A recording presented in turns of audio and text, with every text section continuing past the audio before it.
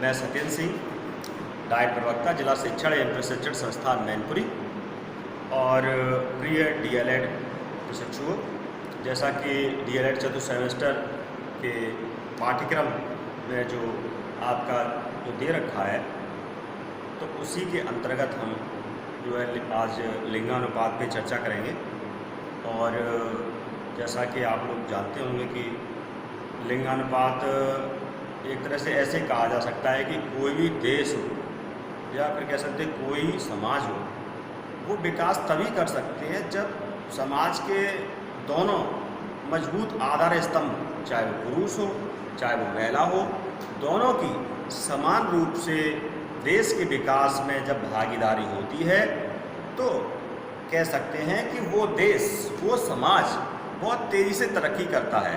क्योंकि जैसा कि आप सब लोग देखा होगा, यूरोप के देशों में जहाँ पे विकास कह सकते हैं या फिर कह सकते हैं वो औद्योगिक देश, G7 के देश या फिर अन्य विकसित देश, जहाँ महिलाएं पुरुषों के साथ मिलके कंधे से कंधा मिला के देश के विकास में मजबूती के साथ अपना योगदान दे रही हैं। तो उसी तरीके से क्योंकि भारत की बात हम कर रहे हैं, जो भारत में आज के समय में जिस तरीके से लिंगानुपात में जिस तरह से कमी आई है, और जैसा इस समय आप जानते हो कि 1000 पुरुषों पे 943 महिलाएं इस समय जैसा अनुपात है। और जैसे लिंगानुपात आखिर होता क्या है, तो लिंगानुपात समझने के लिए जैसे भारत में जो परिभाषा दी गई है, या अमूमन जो अर्थशास्त्री हैं या इस विषय के जानकार हैं, वो ये बताते हैं कि 1000 पुरुषों पे जो महिलाओं की संख्या होती है वो लिंगानुपात कहलाया जाता है। अगर अमेरिका के परिप्रेक्ष्य में देखा जाए तो वहाँ 100 महिलाओं पे मतलब पुरुषों की संख्या देखी जाती है। यहाँ पे जो पुरुषों से मापा जाता है और अमेरिका में जो है महिलाओं।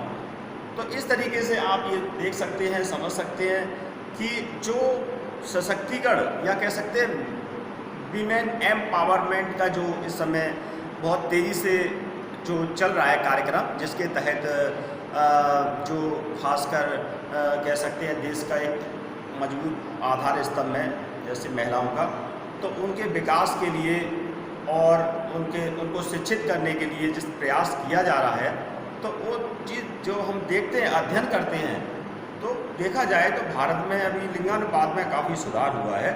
और थोड़ा सा मैं आपको इस संबंध में थोड़ा विस्तार से बताना चाहूँगा। लिंगानुपात का तात्पर्य किसी जनसंख्या के सभी आयु वर्गों में कुल महिलाओं व पुरुषों के अनुपात से है, जो किसी प्रदेश की सामाजिक आर्थिक दशाओं का सूचकांक होता है तथा प्रादेशिक विश्लेषण के लिए उपयोगी साधन है। किसी भी प्रदेश के लिंगानुपात के अध्ययन के द्वारा वहाँ की जनसंख्या वृद्धि दर, विवाह दर, व्यवसायिक संरचना जैसे जननांक की कारणों की जानकारी मिलती है। तो ये लिंगानुपात जो ज्ञात करने की विधियाँ हैं वो 3 विधियाँ हैं। इन विधियों में नंबर 1 प्राथमिक लिंगानुपात, द्वितीय लिंगानुपात, तृतीय लिंगानुपात। तो इन चीज़ों को हम इस तरह समझ सकते हैं कि आखिर ये लिंगानुपात जो प्राथमिक लिंगानुपात है, ये ज्ञात करने का तरीका ये होता है कि गर्भधारण के समय, यह गर्भधारण के समय गणना किया गया लिंगानुपात है। मतलब प्राथमिक लिंगानुपात यह गर्भधारण के समय गणना किया गया लिंगानुपात है। नंबर 2 द्वितीय लिंगानुपात, इसे सेकेंडरी सेक्स रेशियो बोला जाता है। इसके अंतर्गत जन्म के समय लिंगानुपात को शामिल किया जाता है। इसे प्राकृतिक लिंगानुपात भी कहा जाता है, नेचुरल सेक्स रेशियो कहा जाता है। नंबर 3 तृतीय लिंगानुपात, यह जनगणना के समय का लिंगानुपात है और सामाजिक आर्थिक कारणों से विभिन्न आयु स्तरों पर लिंगानुपात में अंतर भी देखने को मिलता है। लिंग चयनात्मक अप्रवास में भी लिंगानुपात का प्रभाव पड़ता है। तो स्त्री शिशु अनुपात निम्न विधियों द्वारा निकाला जा सकता है, जिसमें शिशु स्त्री अनुपात और शिशु स्त्री अनुपात। तो ये एक फार्मूला है, चूँकि आपको हमें लगता है साधारण भाषा में और सरल भाषा में समझने की आवश्यकता है।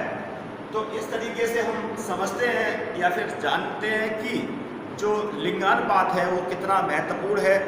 जैसा कि हम ये चीज़ देखते हैं कि विकसित देशों में हम ये देखते हैं कि वहाँ पुरुषों की तुलना में महिलाओं की संख्या अधिक है, चाहे वो रूस हो, चाहे वो नीदरलैंड हो, या फिर कई अन्य देश हैं जहाँ जो है महिलाओं की संख्या पुरुषों की तुलना में अधिक है। और ऐसा जहाँ होता है, इसका मतलब है कि उस समाज में, उस देश में बहुत समृद्धि है, और समृद्धि होना इस बात का सूचक है कि वो देश जो है आज दुनिया के जो विकास का एक ग्राफ है, उस ग्राफ पे देखा जाए किस पायदान पे है। इस तरीके से लिंगानुपात को हम समझने की हमने जो कोशिश करी है, जानने की कोशिश करी है, तो इस चीज़ को हमें वास्तव में समझना भी है, और इस चीज़ को हमें लोगों को बताना है, समझाना है कि जिस तरीके से हम बेटी बचाओ बेटी पढ़ाओ का नारा दे रहे हैं, तो उस तुलना में ज़मीनी स्तर पे कितना काम हो रहा है। अर्थात योजनाएं चलाने से ही काम, या कह सकते हैं जिम्मेदारी की इतनी नहीं हो जाती, उसके लिए हमें ज़मीनी स्तर पर, ग्रास रूट लेवल पे हमें जो है इस संबंध में लिंगानुपात को बढ़ाने के लिए या महिला लिंगानुपात को बढ़ाने के लिए प्रयास करना है।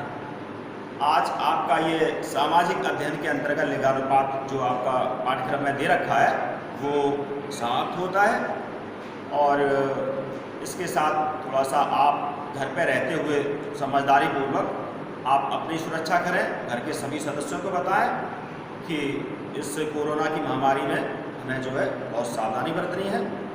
इसी के साथ धन्यवाद।